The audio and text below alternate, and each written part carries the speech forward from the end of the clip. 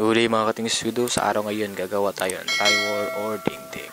Ang tools na gagamitin natin ng riveter, plier, cell tip, squala, tin snip at palm bulb or hulog. Yan. At lapis din. At hand drill din natin, hindi na kinasali dyan. At ang materials na gagamitin natin ng studs. Mas maganda kung combination of tracks, pero walang tracks, kaya studs lang. Ang haba pala nito ay 10 feet. Ayan.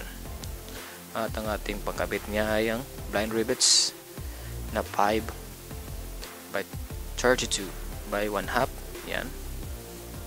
At ang isa naman para sa ating plywood, yan, ang 1/8 by 1/2 din na blind rivet. So ayan ang ating gagamitin mamaya. Ito ang area na kakabitan natin ng ating studs. Ang size nito ay 97 inches by 87 inches. Ayan. Maliit lang. Ito lang na part ng ating lalagyan ng drywall. So ayan. So sa ngayon, nasa hulog na kasi yung poste, so hindi ko na gagamitin yung palm bulb natin. So magbabase na lang ko dyan para sa tuwid natin. So ayan, hindi na natin ito gagamitin. Sorry ka na lang. Ayan, so magsisimula tayo sa baba.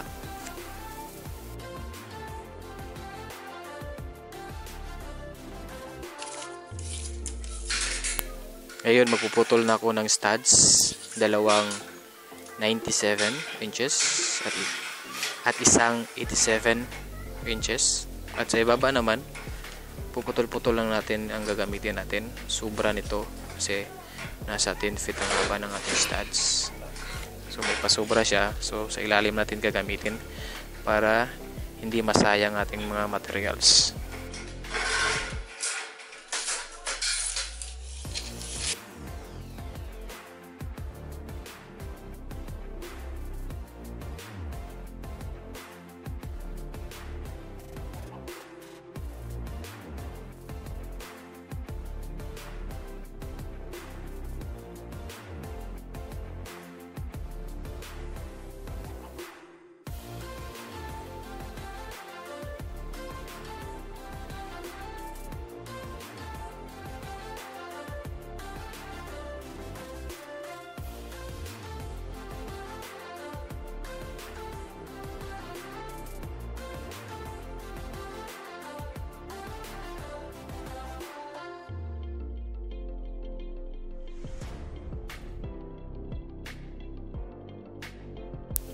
So ayan mga kating swido, ayan.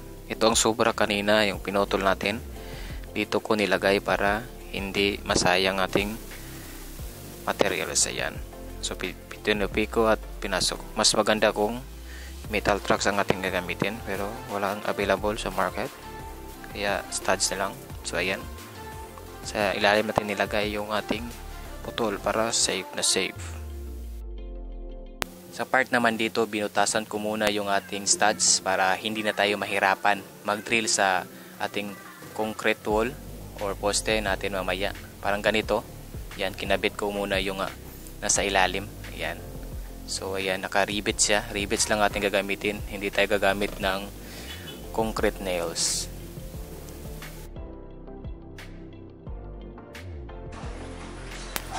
So ayan, nalagyan ko ng kabilaang sidings ng ating drywall, ang upper at bottom niya. So tapos ko nang nalagyan at connect. Yan. So ayan, rivets ko lang yan ang gilid. So safe naman yan at matibay. So ayan, ilalagay ko na ang jack studs niya sa width na 4 feet. Yan. Isang lapad ng plywood natin, parang saktong-sakto.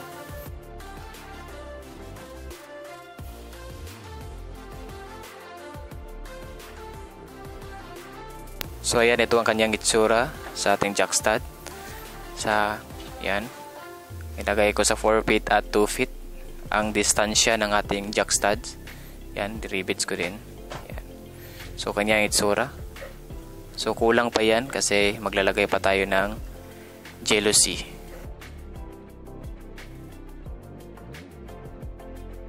Ayan, nilagay ko na ang ating block. Ayan, ang pagitan nito ay 2 feet din. Ayan, 2 feet, 2 feet. Yan ang ating pagitan ng ating block. Ayan.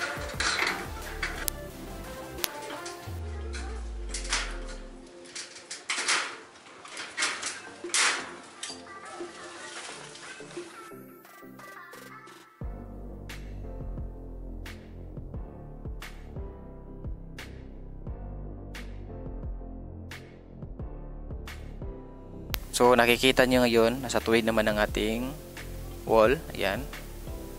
Nasa hulog naman siya. Ayan, nakumplete na natin paglagay ng jack studs at block. Ayan. Lagay ko na din dito sa itong huli. Ayan, ito dito natin nilagay yung ating jealousy. Ayan, nakabang na. Yung header na. So ayan.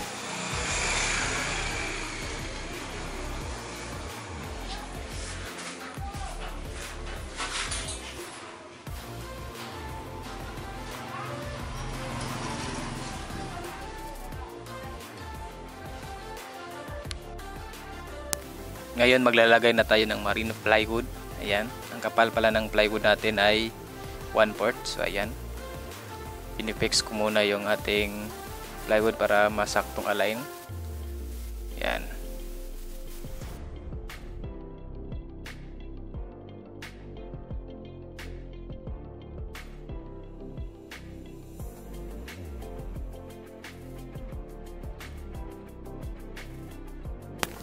Para nakalubog ang ating blind rivets, so kailangan meron tayong ilagay dito sa ating drill bits na ulo ng rivet, blind rivets. So ayan, ipapakita ko sa inyo kung paano yun gawin. So ito ibig kong sabihin, yan, nakalubog ang ating blind rivets para kapag minaselyahan na, yan, hindi siya makita ng o naka-usli.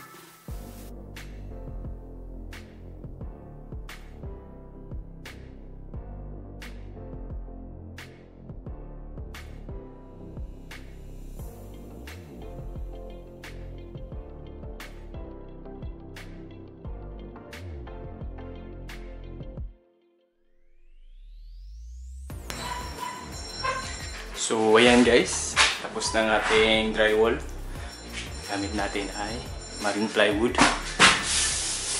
Ayan, simple. Ganyan lang kasimple ang ating low budget tayo guys.